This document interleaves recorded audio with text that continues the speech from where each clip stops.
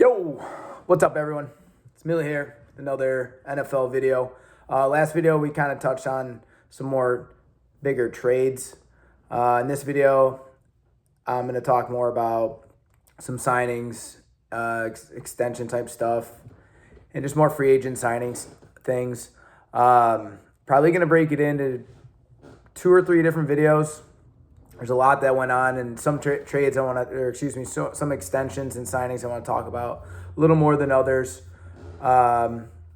First things first, your boy has a confession. I rewatched my video from the other night, and I apologize for the word vomit I threw out, and some hesitations, some overused words. But part 2 of that confession, quote unquote Usher, I was a little buzzed. And when I was drinking that night, it gave me a little bit more confidence to actually do one of these videos, to finally just kind of do it. So I'm hoping this one will be much better. I will say I'm a little bit more nervous doing this now, so maybe I do need to go take a shot or something. But apologize for that. The videos get more cleaned up as we go on. And I'm still trying to rework some things. You guys see, change the lighting in the apartment a bit so we don't have any glares in the eyes. But like I said, it's a work in progress. So, just work with me and these things will get better. Maybe I'll get a green screen, something crazy. Shit, maybe I'll go somewhere a lot cooler. I don't know. Who knows? But for now, just bear with me. And like I said, as these videos go on, they'll get better. So again, today I wanted to just talk about some key signings. And yeah, we'll go right into this. So this just happened about 5-10 minutes ago, but Max Crosby is no longer going to the Ravens. And the only thing that I think is legitimate, or the reason as to why this is happening, is he must have not passed the physical. I mean, I cannot imagine the Ravens going to that degree of following through with the trade, at least verbally, and then back out for any other reason than them not thinking they're getting the guy that they originally sent the picks for. So there's not much that's really on that right now. And if there's more things that come out about that trade not being a thing anymore, I'll definitely bring it up in the next video. The first extension that I want to talk about, and I'm going to talk about it differently in these other trades, because a lot of these other trades I'm talking about them because they're good. I want to talk about this Alec Pierce trade, or I keep saying trade, this Alec Pierce extension. I do not understand this for the life of me. Okay? And when the numbers came out, I was like, that sounds high, but you never know, because a lot of times with the newest contract, the numbers will be inflated because the guy that's the best in the league may have signed his contract like a year prior or 2 years prior, like Jamar Chase, Justin Jefferson. Those numbers sometimes don't show how big the actual contract is because it was at the time of the market from 3 or 4 years ago, right? But after doing some research, angered me even more because his numbers over the last 3 or 4 years, aside from these numbers from this year, I don't understand it. Okay? So I did some research with this. Again, the deal is a 4-year, $114 million deal. Averages out the exact numbers. I wasn't able. I use spotrac.com for these contracts. They have the raw numbers. They don't have the year-by-year breakdown because obviously we know a lot of these teams can front-load contracts or back-end contracts. And for those of you that don't know what that means, it basically means, hey, we'll give them $40 million this year, and then it'll be less over year by year or some variation of that, right? I went on to NFL.com to get these stats, right? SportRac for the actual contract, but NFL.com for these actual numbers. So I saw that he had 1,003 yards last year. I go, well, I know that's not top 5, and I know it's not top 10.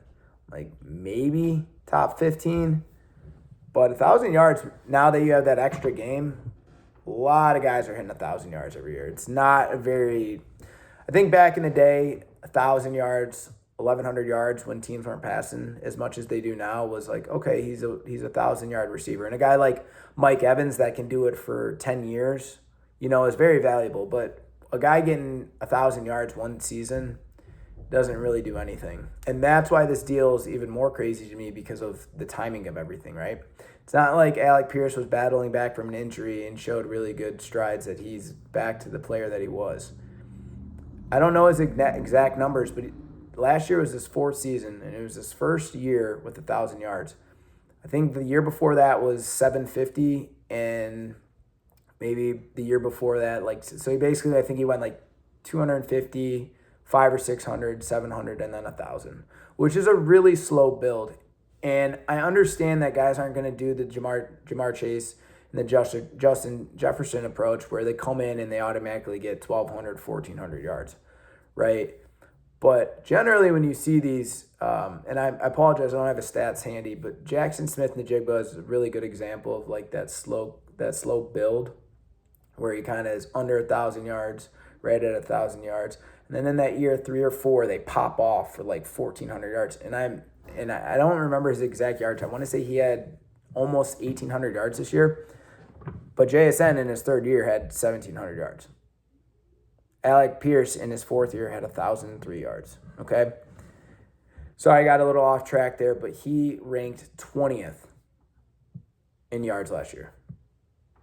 And he's being paid like a premier guy, a number 1. Another reason I have a problem with him even being paid like a number 1 is because he's a very one-dimensional receiver. Now, don't get me wrong, Alec Pierce is probably one of the best deep ball receivers in the league, okay? But his receptions will prove to you why that's not, it's not good, right? He had 47 receptions last year. I had to scroll down on NFL.com so far that my fingers started jamming up. Hold on. We're still figuring out how to get the data to you guys, but it's right here, right in front of me. 76th in receptions. He had 47 receptions. There was guys on this list. I was going to write them down. Just think of a receiver that you know. Just think of any of them. They're ahead of him. Rashee Rice had, I think, 55, and he didn't play the first 6 weeks of the season. There was guys, I think Juwan Johnson was on there, like Jerry Judy. Anyone. Running backs, tight ends. I think Dalton Schultz and Jake Ferguson had outpaced him by 20, 30 receptions. What are we paying for? We're paying for a deep ball. That's worth $28 million. The Packers just didn't re-sign Davante Adams a couple years ago because he wanted $28 million. And I was against them giving him $28 million. And like I said, a couple years ago, $28 million isn't what it is today. But $28 million for 47 receptions, and he barely got 1,000 yards. He had 1,003. He was one catch away from having 970. And I can't get over it. I looked up other receivers of the same, I basically looked up the cap hits from the previous years, or for this year's cap hits. St. Brown is around the same as 28. So all these guys are around 31 to 28 million. Maybe even a little less, but right around that 28. St. Brown proved it. DK, we can argue, when he got that contract, he was proving it. And still, I'm taking DK 10 out of 10 times over Alec Pierce. Okay? Davante Adams, guy just led the league in touchdowns, being the number 2 on the team. And George Pickens, which I'm not even going to say much about George Pickens. He's an absolute dog. CD was injured a lot. George Pickens is number 1. And if you're even considering that George Pickens is anywhere near Alec Pierce, just unsubscribe right now. Respectfully. Actually, I need the views, so stay here, please. But, I don't understand that trade, and I don't want to talk too much more about that trade, but to me, that's why teams like the Colts will just kind of stay in that no man's land where it's some games or some years, it looks like they're making strides, or wow, they turned Danny Dimes' career around, but I can't do it. go to something more positive. Let's go to Malik Willis's deal. I thought this was a great deal for Miami. It's a very team-friendly deal, and I know there's a lot of people out there that are saying, he only played X amount of games and blah, blah, blah, and he didn't show enough. But they're paying him, I broke it down, another contract breakdown from a spot rack. So this year it said his cap hit is $8.6 million. Okay, first of all, no quarterback's making $8.6 million that you're actually saying is your starter. Maybe there's like a guy that tears his ACL and the backup's playing making $8 million, but anyone that you sign in the offseason to be your starter is not making $8 million. Okay, and then he's supposed to make $28.9 and $29.9 the next 2 following years. Now, I think there's a couple different ways that the Dolphins will be able to work the Tua dead money. So for those of you that don't know, Tua is no longer on the team. And I think that it was somewhere around $100 million in dead cap. And it was the largest dead cap contract cut in history. And so a lot of things I'm reading is saying that they're going to do around the $67 million in that year 1 of dead money, which is so much. And the other 30, whatever that is, $33 million in the second year. I think they can kind of play around with that a little differently. I don't know to what extent, but I would assume because they're paying Malik Willis $8 million that they're going to take a lot of that dead money right now. So because of that bad situation they're in, this worked out more than great for them, because now you have a guy where you believe he's your starter, right? So it's a 3-year deal. Okay. He is basically going to be in his final year of his contract so the first 2 years, Malik's on contract, right, for $8 million and $29 million. Okay. And that third year, he's under contract, but now your money is done with Tua, right? So now you're in a situation where he's playing on his final deal for $30 million, which is well below average. Okay, so if you want to cut tie, they're basically tied to Malik Willis for 2 years. Okay, either way, they're in a financial predicament because they have all that dead money with Tua anyway. So they're limited to what they can do anyways. Okay, so now you put yourself in a situation where you have a team-friendly deal with a not-so-friendly dead cap situation. Okay, in that third year, they're going to be on Malik's deal, and they're going to be like, let's see what you're worth. And then that fourth year, that Tua's money's already been gone.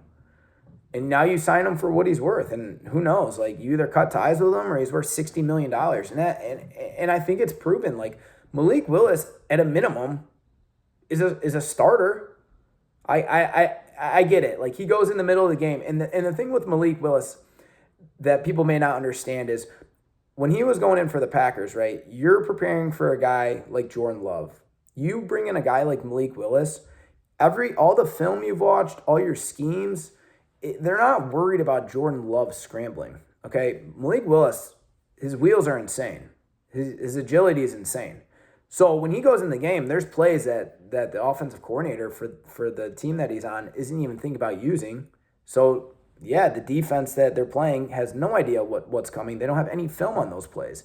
Not only do they have film on the plays, but they don't have film on him, on what he's going to do, what he likes to do in these 3rd and longs, and all that. So I understand all that, but the thing that impresses me the most with Malik is he'll sit in the pocket.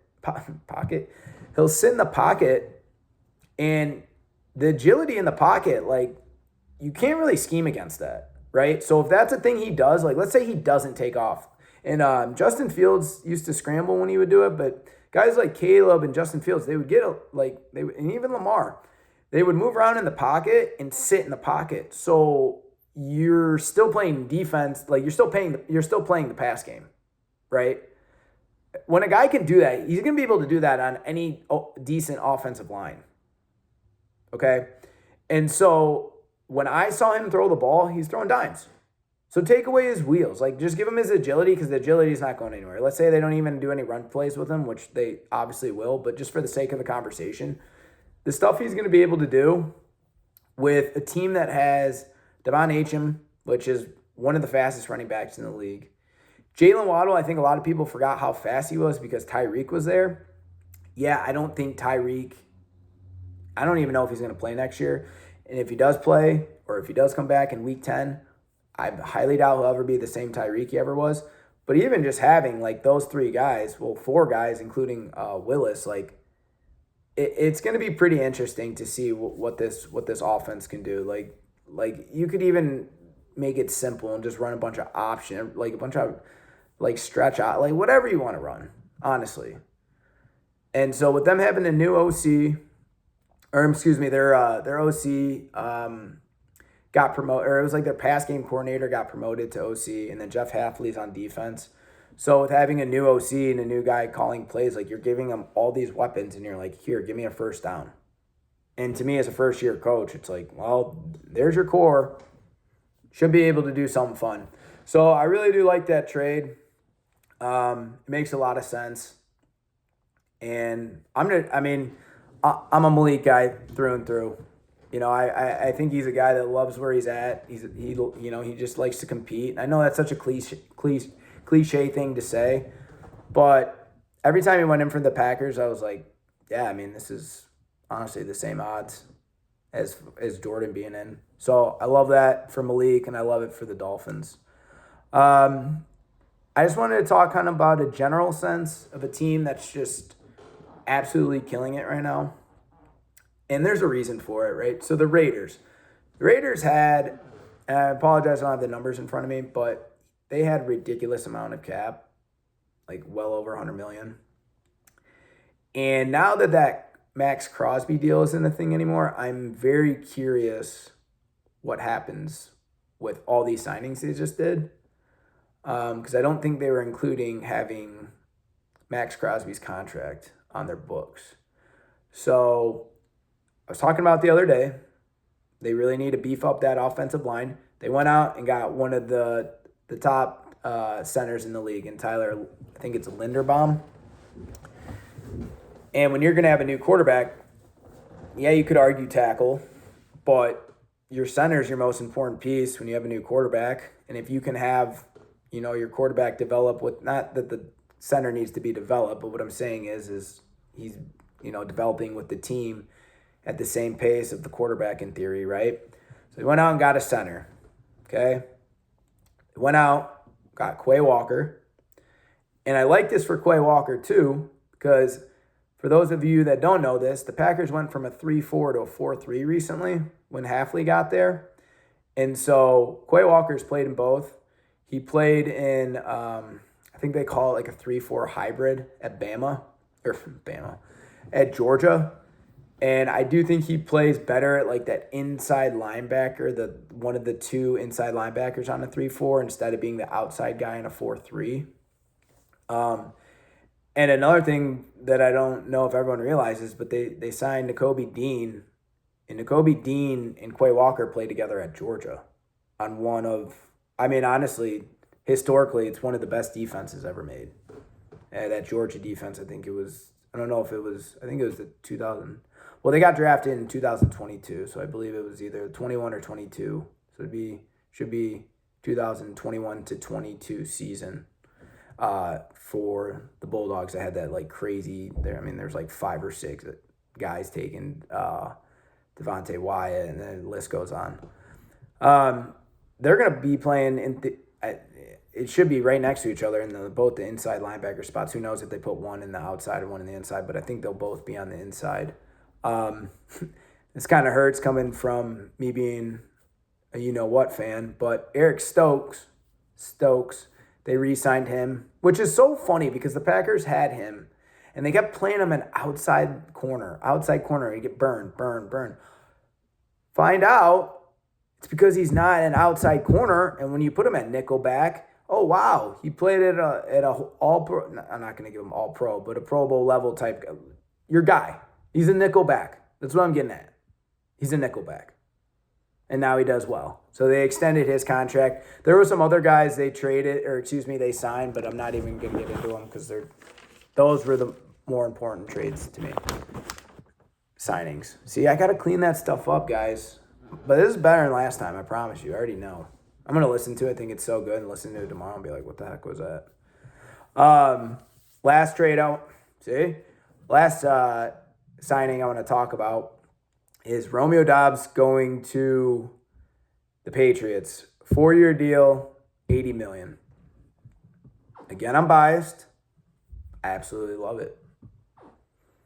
I think Doubs is going to succeed a lot by not being one of the 5 guys. Like, I think it's different when you go into training camp and everyone kind of knows, hey, you're the number 1. So, like, a lot of these plays we're running, like, we're feeding you the ball. And, like, that's the plan, right? And, like, the other guys are the 2nd and 3rd and 4th reads.